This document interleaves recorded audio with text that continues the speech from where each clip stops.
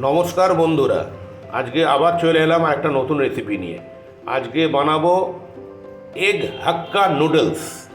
এখানে 600 গ্রাম নুডলস আছে, সেদ্ধ করতে দিয়েছি। সেদ্ধ করে জল ছেঁকে নেব। এগ হাক্কা নুডলস বানানোর জন্যে আমি 6খানা ডিম ফেটিয়ে নিয়েছি। এটার একটা অমলেট বানিয়ে টুকরো টুকরো করে নেব। কড়াতে তেল গরম করে নিয়েছি, এতে ফাটানো ডিমটা দিয়ে দেবো। ডিমগুলো ভালোভাবে ভাজা হয়ে গেছে, একদম টুকরো টুকরো করে নেওয়া হয়েছে। এবার এগুলো একটা পাত্রে তুলে নেব। এবার নুডলস তৈরিতে যাব। কড়াতে সাদা তেল গরম করে নিয়েছি, এতে দেব 2 চামচ রসুন, 1 চামচ আদা কুচো।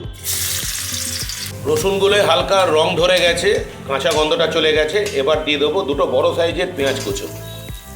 এবার দিয়ে দেবো 2 বড় সাইজের ক্যাপসিকাম জুলিয়ান করে কাটা। ক্যাপসিকাম আর পেঁয়াজগুলো মিনিট খানেক মতো নাড়াচাড়া করে নিয়েছি।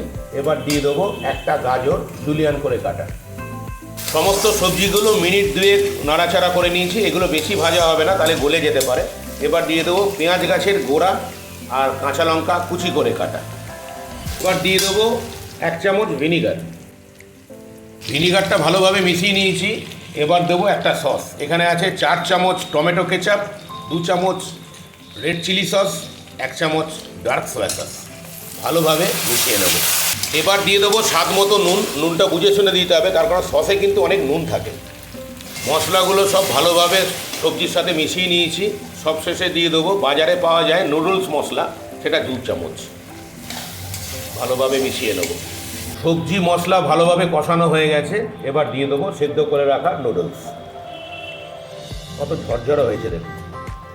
নুডলসগুলোকে ভালোভাবে সবজি আর মশলার সাথে মিশিয়ে নেব 2 কাঁটা চামচের সাহায্যে। এতে কি হয়, খুব ভালোভাবে মেশানো যায়, যেটা হাতা খুন্তিতে হয় না। নুডলসগুলো মেশাতেই এর মধ্যে দিয়ে দেবো কুচো করে রাখা ডিম ভাজাগুলো। ভালোভাবে মিশিয়ে নেব। আমাদের এগ হাক্কা নুডলস অলমোস্ট রেডি। সবশেষে দিয়ে দেবো পেঁয়াজ গাছের কুচো, অর্থাৎ স্প্রিং অনিয়ন। এটাতে টেস্ট বহুগুণ বেড়ে যায়।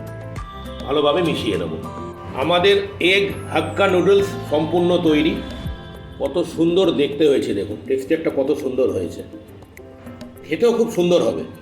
আপনাদের সবার কাছে আমার রিকোয়েস্ট, আপনারা এই পদ্ধতিতে বানিয়ে খান, সত্যি খুব ভালো লাগবে খেতে।